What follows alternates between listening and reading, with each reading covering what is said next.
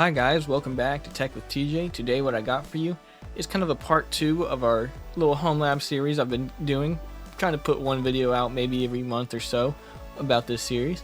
We're going to be exploring Pi-hole and how it can block ads on your network. And that way, it just saves you time when you go to websites, things like that. So first, let's get started. We're going to plug in the Raspberry Pi here that we got.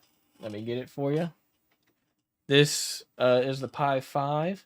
If you haven't watched the first video, we put CasaOS on this, so that way we can install our apps easier, things like that. I know other people might have, different opinions on things like that, but that's all right. If you have a different kind of home lab setup with your Raspberry Pi that you would like to share, of course, comment down below. But yeah, let's get into it. I guess before we begin too, let me tell you what Pi-hole is. I'm sure you've probably heard of it. What that is, just a DNS blocker. It blocks ads before they kind of even get to your device.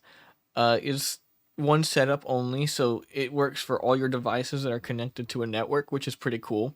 So like your TV, phone, computer, everything that's connected to your Wi-Fi or, through Ethernet, whatever, it'll be a DNS filter, which means that pretty much it'll bring what you want, what you want to have up on your screen, and anything else it blocks that. So that's just a little background about what it is before we actually go into the setup process and all of that. So I guess with that being said, let's get into it. Alright, so now that you got your Raspberry Pi plugged in, turned on and everything, and you can connect to a page like this. If you don't know how to set this up, this is called CasaOS. I have a dedicated video about setting this up on a Raspberry Pi, so I highly recommend you go watch that one and then follow up with this one. But if not, I guess that's okay. You can search up on your own how to get that up. But so yeah, we have our app store files. Should be everything that we have on here. We haven't done much other than installing this. Let's head to the App Store.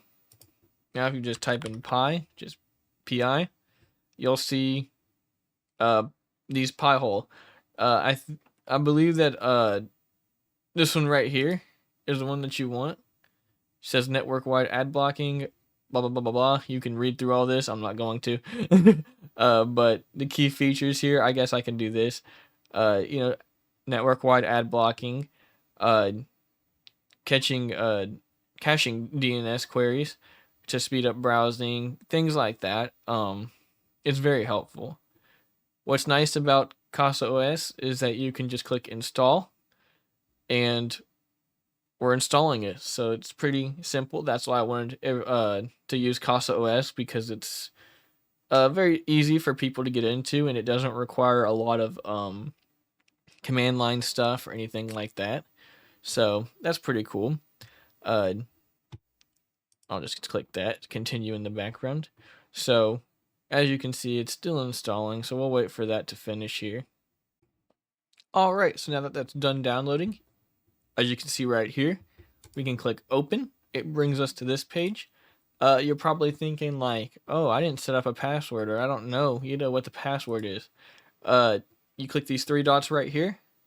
You click tips and default password.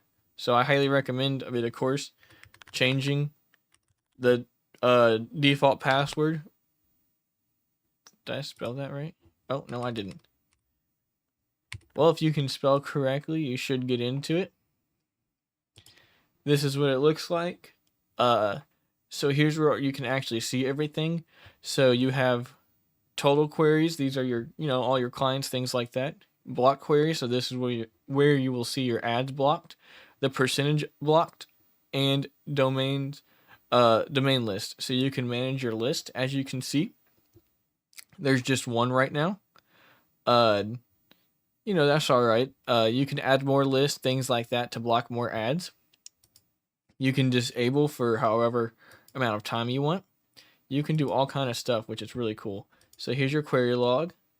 You have groups, clients, domains. As you can see, I'm just listing off everything here, but I guess the main thing you also want to do is the settings. Keep this in mind. So here's your DNS stuff. So you can use Google, OpenDNS, whichever one you want.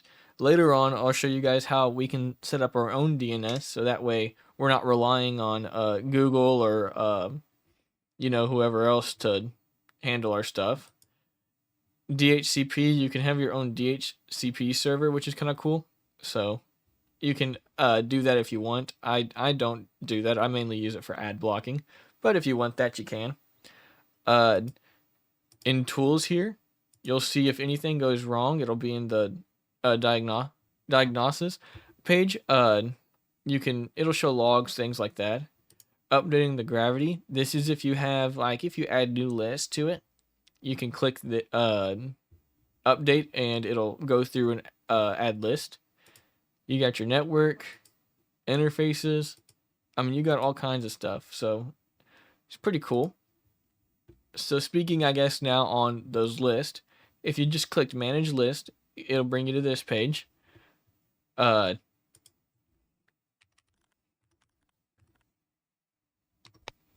If I can spell it, I didn't spell that right, my bad.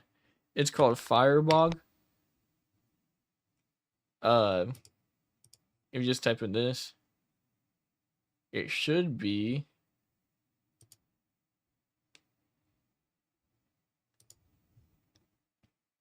right here. Okay, I'll leave this in the link in the description down below. Sorry it took me a little bit to get here. So this is Firebog. They make a good list of blocking stuff. So the check marks are the ones that you want to add. Blue kind of means like add it, but it might block some important stuff too. So that is something to keep in mind. The more lists you add, you could, have a chance of blocking something that's actually important, and then that you can't reach it because you blocked it. So just keep that in mind. Let's say I want to add this right here.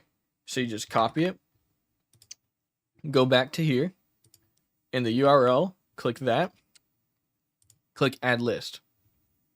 So as you can see, it added it, but we have this question mark here because it hasn't been downloaded yet, and none of the websites are there. So what you have to do is go back to tools, update gravity, and then click update. I'm only doing one extra list because I don't want to make you guys wait forever. But as you can see in our list now, we have a check mark. So that means that it downloaded. So let's say you want to do multiple lists. You can copy and paste them, but just add a comma in between. So at the end of this .txt, just put comma, whatever. You can do it that way. There's also on